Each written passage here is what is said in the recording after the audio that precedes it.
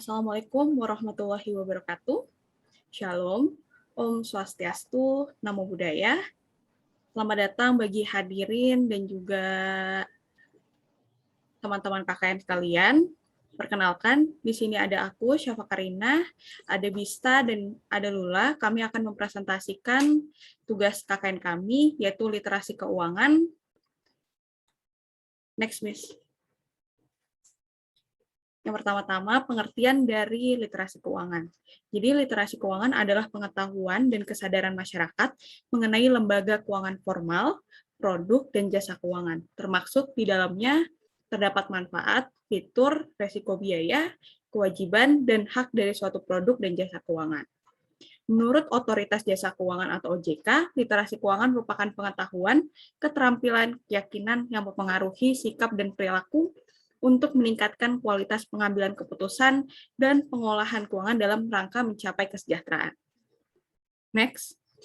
Selanjutnya, mengapa literasi keuangan itu penting? Yang pertama, literasi keuangan adalah sebuah investasi. Literasi keuangan merupakan bentuk investasi jangka panjang yang bermanfaat dalam mengelola dan juga menjaga kondisi keuangan agar tetap terjaga dan juga stabil. Yang kedua, literasi keuangan merupakan strategi dan keputusan keuangan yang tepat. Dengan memiliki literasi keuangan yang baik, dapat membantu untuk memilih strategi serta keputusan keuangan yang tepat. Yang ketiga, dengan memiliki literasi keuangan, akan memudahkan untuk lebih bertanggung jawab pada keputusan keuangan yang diambil. Dengan literasi keuangan yang baik, kita akan mampu untuk bertanggung jawab atas setiap pengambilan keputusan karena telah memahami faktor-faktor pendukung dalam pengambilan keputusan tersebut. Dan yang terakhir, literasi keuangan berguna untuk mempengaruhi kekayaan finansial, di mana literasi keuangan dapat mendukung perkembangan kekayaan finansial. Misalnya dengan memiliki literasi keuangan yang cukup, maka dapat menentukan produk investasi yang tepat sesuai kebutuhan dan kemampuan sehingga di kemudian hari imbal hasilnya mampu memperbaiki tingkat kesejahteraan. Next. Baik, terima kasih Karin. Jadi selanjutnya aku akan menjelaskan mengenai tujuan keuangan. Tujuan keuangan ini adalah cita-cita atau keinginan kita yang ingin kita tuju dan memerlukan uang sebagai alat transaksinya. Dan tujuan keuangan sendiri dibagi tiga. Yang pertama jangka pendek, yaitu tujuan keuangan yang akan dicapai dalam kurun waktu bulanan atau tahunan, seperti biaya sekolah anak, biaya pengeluaran bulanan, dana darurat. Dan kemudian ada jangka menengah, tujuan keuangan yang akan dicapai dalam kurun 5-10 tahun, contohnya membeli motor, mobil, atau liburan. Dan yang terakhir adalah jangka panjang, yaitu tujuan keuangan yang akan dicapai dalam kurun waktu lebih dari 10 tahun, seperti dana pensiun atau membeli rumah. Nah, bagaimana sih cara kita mencapai tujuan keuangan? Yang pertama ada pengecekan. Hal-hal yang harus dicek sebelum kita agar kita bisa mencapai tujuan keuangan adalah seperti berapa jumlah harta kita, berapa jumlah pemasukan setiap bulannya, jumlah hutang yang ada, dan jumlah pengeluaran kita. Selanjutnya adalah pengaturan. Ketika kita sudah mengetahui poin-poin tersebut, maka kita sebaiknya mengalokasikan harta kita sebaik mungkin dan menghindari pengeluaran yang lebih besar daripada penghasilan.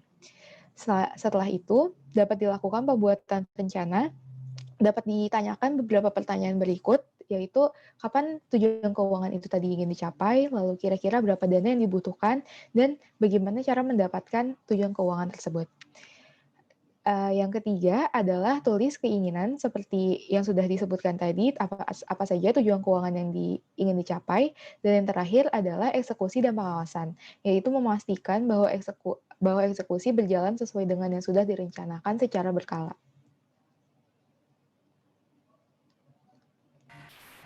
Selanjutnya yaitu pencatatan keuangan dalam keluarga. Mengatur keuangan merupakan salah satu hal yang sangat penting. Jika dapat mengatur sebuah keuangan dengan baik, maka tentu saja akan lebih mudah untuk mengatur kebutuhan hidup sehari-hari dan juga bisa meningkatkan aset yang kita miliki. Namun sayangnya, masih banyak sekali orang maupun keluarga yang selama ini mengabaikan keuangan mereka dan enggan mengaturnya karena merasa kesulitan. Nah, sekarang ini sudah sangat banyak sekali aplikasi pengatur keuangan yang dapat ditemukan melalui ponsel pintar. Selain gratis, aplikasi-aplikasi pengatur keuangan ini akan membantu kita untuk bisa mendapatkan finansial yang sehat. Dengan menggunakan aplikasi keuangan, maka kita akan mengetahui berapa total pemasukan dan juga pengeluaran selama kurang lebih 1 bulan. Selain itu, kita juga bahkan bisa mengatur keuangan, mana yang perlu dan mana yang tidak perlu untuk kebutuhannya.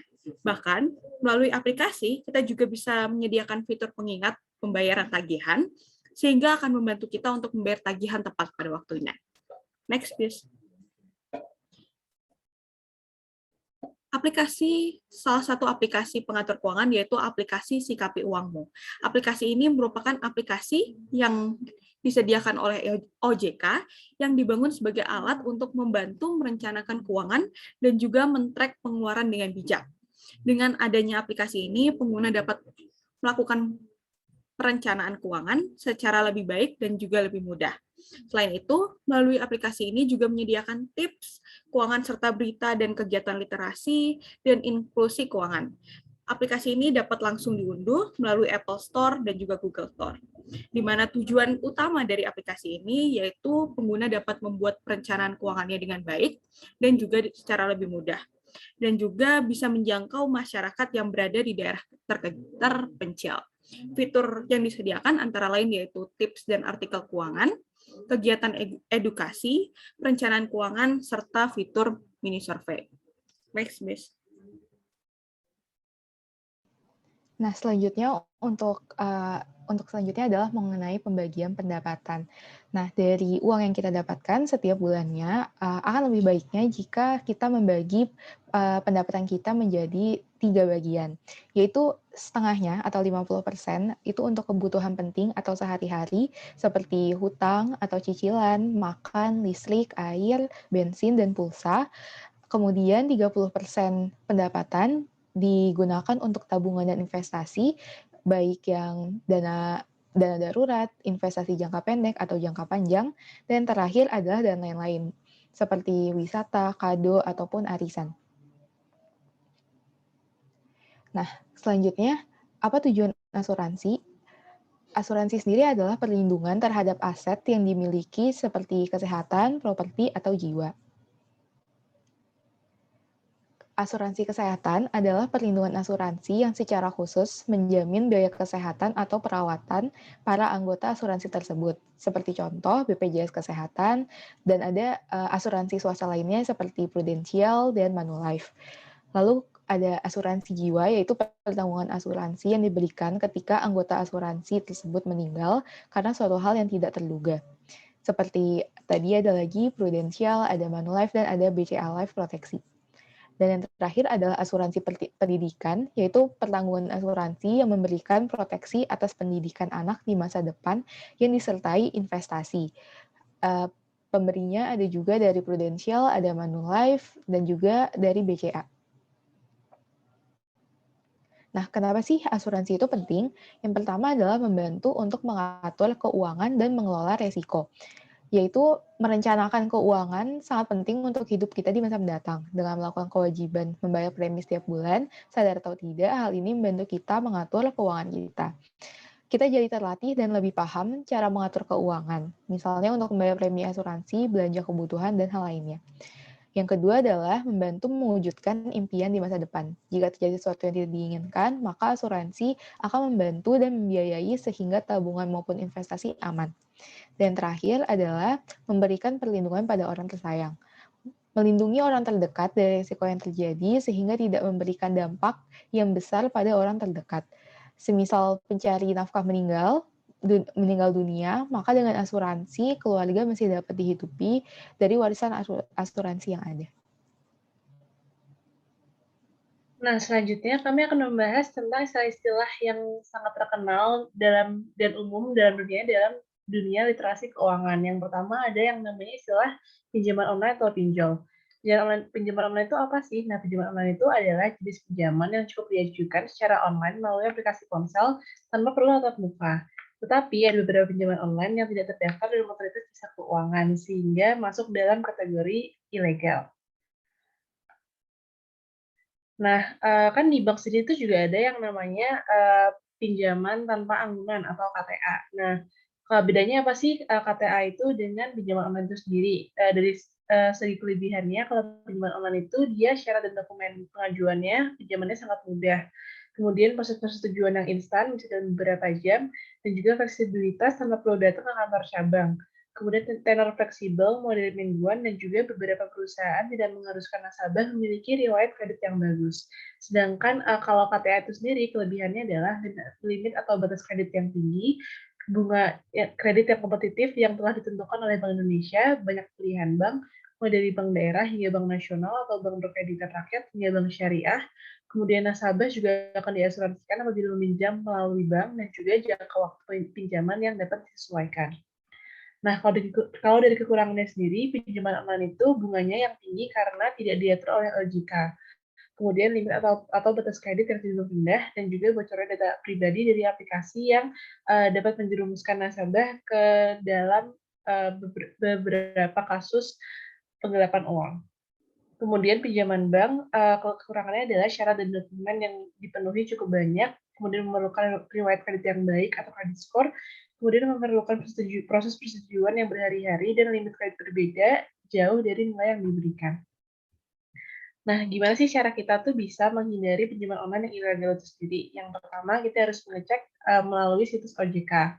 Cek pinjaman dari situs resmi otoritas jasa keuangan. Kemudian dari segi legalitas, kita dapat mengecek legalitasnya. Kemudian cek juga rekam jejak digitalnya, apakah ada yang bermasalah atau tidak. Kemudian dari segi aplikasinya, download aplikasi pinjaman yang berasal dari penyedia layanan aplikasi resmi seperti Google Play Store dan juga Apple Store. Dari segi data pribadi, kita harus berhati-hati dan waspada terhadap penyalahgunaan data pribadi Anda, terutama saat Anda memasukkan data Anda untuk meminjam secara online. Dari segi biayanya, Anda juga dapat menghindari pinjaman-pinjaman dengan biaya yang besar atau bunga yang besar. Kemudian dari syarat dan ketentuannya, periksa kembali syarat dan ketentuan yang ditetapkan oleh penyelenggara pinjaman online itu sendiri. Dan kemudian Anda juga dapat berhati-hati saat melihat iklan yang mencolok. Hindari iklan di internet yang terlihat mencorok, sebab umumnya pinjaman ilegal sendiri akan membuat iklan ajakan yang sangat memikat untuk calon korbannya.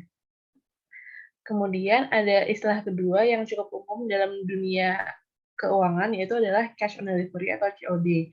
Mungkin Bapak Ibu dan teman-teman sekalian sering mendengarnya saat melakukan proses transaksi belanja online itu sendiri, misalnya di Shopee atau Tokopedia atau Bukalapak, ada pilihan transaksi berupa cash on delivery, di mana kita akan membayarkan uang pada saat kita menerima barangnya. Nah, COD itu sendiri adalah metode pembayaran yang dilakukan secara langsung di tempat setelah pesanan di kurir diterima oleh pembeli. Namun, masih banyak masyarakat yang salah kaprah dengan sistem pembayaran COD sendiri dan justru memakai kurir saat barang yang diterima tidak sesuai dan uangnya tidak dibayarkan ke kurirnya, seperti itu. Nah, kalau kita melakukan transaksi COD, kita perlu memperhatikan etika-etika berikut ini. Yang pertama, jangan membuka paket sebelum membayarnya. Yang kedua, kalau barang tidak sesuai, komplainlah ke seller atau ke penjual, jangan kepada kurir, karena hal tersebut merupakan tanggung jawab dari seller atau penjual. Kemudian yang ketiga, terimalah barang yang kalian terima, apapun kondisinya. Kalau misal barang tidak sesuai, maka ajukanlah komplain tadi ke seller dan nantinya seller akan mengirimkan barang yang baru atau barang yang sesuai dengan yang dibeli atau juga bisa juga melakukan proses refund atau pengembalian uang. Sekian presentasi dari kami terkait transaksi keuangan. Apabila ada pertanyaan terkait hal tersebut bisa ditanyakan melalui kami di WhatsApp. Terima kasih.